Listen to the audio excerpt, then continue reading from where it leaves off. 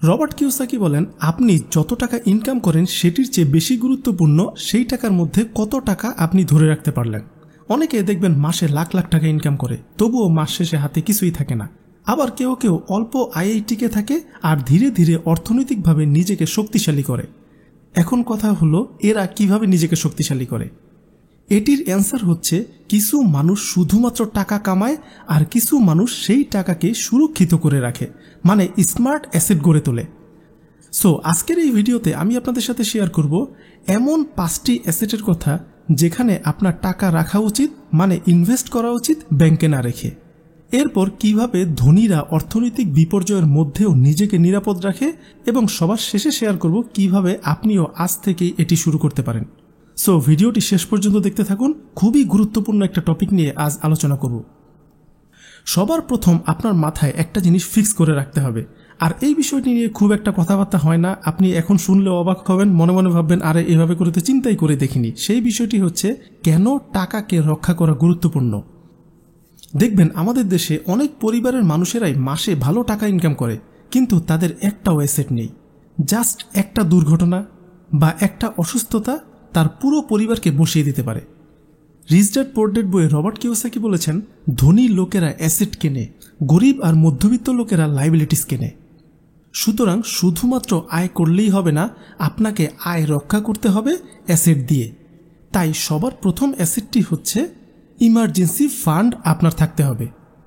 আপনি একবার একটু চিন্তা করে দেখুন তো, আপনার যদি এই মুহূর্তে অনেক বড় একটা বিপদ চলে আসে, মানে কোনো একটা অ্যাক্সিডেন্ট হয় বা কোনো একটা বিপদ বা কোনো রোগবালাই চলে আসে, তাহলে সেটিকে কি আপনি ট্যাকেল দিতে পারবেন? সেই পরিমাণ টাকা আপনার হাতে রয়েছে? বা এই মুহূর্তে আপনি যে চাকরিটি করছেন বা যে ব্যবসাটি করছেন সেটি যদি কোনোভাবে নষ্ট হয়ে যায়, তাহলে আপনি 6 মাস বা 1 বছর নিজের ফ্যামিলিকে চালাতে পারবেন?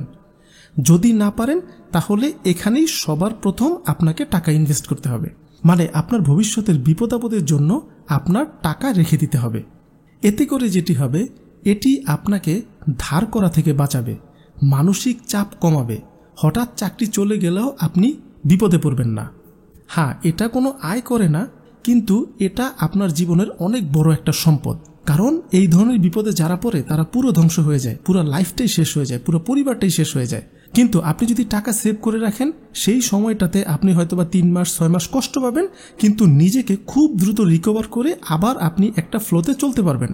সো লাইফকে বাঁচানোর জন্যই আমাদের অ্যাসেট দরকার, আর টাকা জমিয়ে সেটিকে সেফটি দিয়ে নিজেকে বাঁচাতে হবে। প্রথম অ্যাসেট এটি করতে হবে। দ্বিতীয় অ্যাসেট এবং সবচেয়ে সেফ অ্যাসেট হচ্ছে গোল্ড কিনা। দেখবেন অনেক সময় ব্যাংকও পড়ে যায়, ইনফ্লেশন বেড়ে যায়। মানে আপনি যখন ব্যাংকে টাকা রাখেন, তখন এই বছর টাকার মান যত, নেক্সট ইয়ারে দেখবেন টাকার মান তার চেয়েও কমে আসতেছে। মানে জিনিসপত্রের দাম দিন দিন বাড়ছে, সো আপনার টাকার মান কমে আসতেছে। কিন্তু গোল্ডের ক্ষেত্রে এমন হয় না, জিনিসপত্রের দাম বাড়লে গোল্ডের দামও বাড়ে। সো ব্যাংকে টাকা রাখার চেয়েও গোল্ড কিনে টাকা সেভ করা আরও বেশি লাভজনক। সো আপনি যদি গোল্ড কিনে রাখেন, তাহলে আপনার 3টি উপকার হবেই হবে। সেটি হচ্ছে, এই গোল্ড বাংলাদেশ বা ইন্ডিয়া বা পাকিস্তানের বাজারে এখনও সবচেয়ে নিরাপদ রক্ষা কবচ। 2, এই গোল্ডকে খুব সহজে টাকায় ক্যাশ করা যায়। 3, অর্থনৈতিক সংকটে এটির দাম আরও বাড়ে। আর ধনীরা কি করে জানেন? ধনীরা যখন অর্থনৈতিক মন্দা পড়ে, মানুষ আর গোল্ড কিনতে পারে না, সেই সময় ধনীরা ইচ্ছে মতো গোল্ড কিনে রাখে, কারণ তারা জানে গোল্ড কিনলে এটির কোনো লস নেই, লাভ হবেই। সো দ্বিতীয় অ্যাসেট আপনারা এটি চয়েস করতে পারেন, গোল্ড কিনে রাখতে পারেন। 3 নাম্বার অ্যাসেট, আপনি ব্যাংকে টাকা না রেখে অবশ্যই এই অ্যাসেটটি করতে পারেন, সেটি হচ্ছে বাড়ি বা জমি কিনে ভাড়া দিতে পারেন। দেখুন, জমি বা বাড়ি এমন একটা অ্যাসেট, এটির কখনো ক্ষয় নেই। এটি আপনার সারা জীবন, আপনি যতদিন পৃথিবীতে বেঁচে আছেন, কোনো অত্যাধিক দুর্ঘটনা বা সরকার যদি নিয়ে না যায়, তাহলে এই সম্পদের কোনো ক্ষয় হয়ই না। পৃথিবীর যে কোনো জিনিস, গোল্ড বা আরও কিছু জিনিস বাদ দিয়ে পৃথিবীর যে কোনো জিনিস আপনি কিনে রাখলে সেটি নষ্ট হয়ে যেতে পারে কোনো না কোনোভাবে, কিন্তু জমির কিন্তু কোনো ক্ষয় নেই। জমি এমন একটা আয়, এই আয়টি স্টেবল, এটি প্যাসিভ ইনকামের কাজ করে, মানে আপনি না থাকলেও সেই জায়গা থেকে আপনি টাকা পাচ্ছেন। পাশাপাশি প্রপার্টির ভ্যালুও দিন দিন বাড়তে থাকে।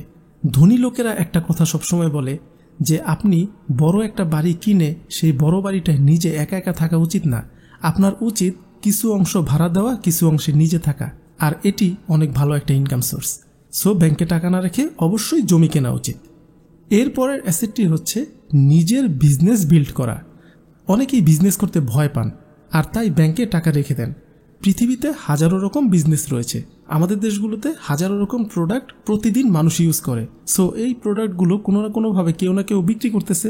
এখন আপনি একজন মানুষ, আপনি কি কোনো একটা বিষয় আছে না যে বিষয়টা আপনি খুব ভালো বোঝেন, সেই বিষয়টির উপরে আপনি বিজনেস তৈরি করতে পারেন। দেখুন, চাকরির উপর দিনে দিনে মানুষের ভরসা কমে আসতেছে। এখন ম্যাক্সিমাম কাজ এআই করতেছে, রোবট করতেছে, আরও অনেক ফাইন্যান্সের কাজ, ব্যাংকিংয়ের কাজ, অনেক কাজই অটোমেটেড হয়ে যাবে। মানুষের চাকরি দিনে দিনে এমনিতেই কমে আসবে। ইদানিং দেখলাম গার্মেন্টসের মেশিনও রোবট চালাচ্ছে। সো বুঝতে পারছেন, আগামী কিছু বছরের মধ্যে গার্মেন্টসে আর কোনো কর্মীর দরকার পড়বে না। সো বুঝতেই পারছেন, চাকরি সামনের দিনগুলোতে খুব একটা সেফ ওয়ে না। সো আপনি যদি ছোট একটা বিজনেস শুরু করেন, আপনি একটা ফুচকার দোকান দেন, আপনি একটা ছোট একটা রেস্টুরেন্ট দেন, আপনি ছোট একটা T shirt, jeans pant sale করার দোকান শুরু করতে পারেন।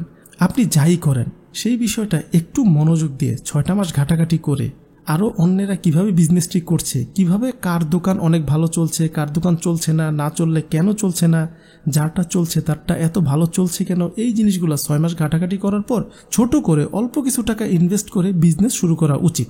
আর আপনি যদি ছোট করে বিজনেস শুরু করেন, তাহলে আপনি যদি লস খেয়েও যান, তাহলে অল্প কিছু টাকা লস হবে আপনার।